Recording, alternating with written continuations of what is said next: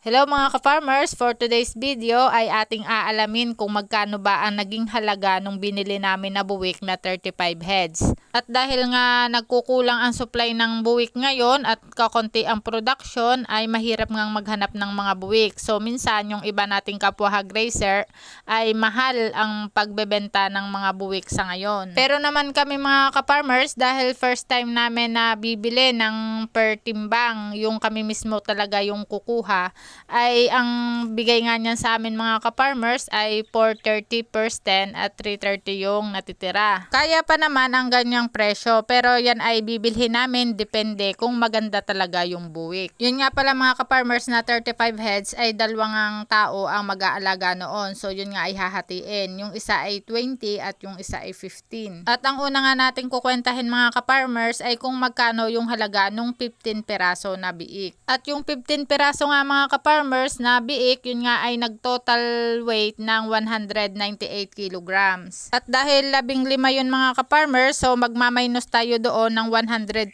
kilograms first 10. Yung 150 mga ka-farmers, i-multiply natin siya sa 430. So nagkakahalaga yon ng 64,500. Doon naman sa natitirang 48 kilograms, nagkakahalaga yon ng 330 pesos. Kaya ang kabuuang total noon ay 15,840. Ganyan po yung presyuhan kapag ang pagbili natin sa buwik ay timbang.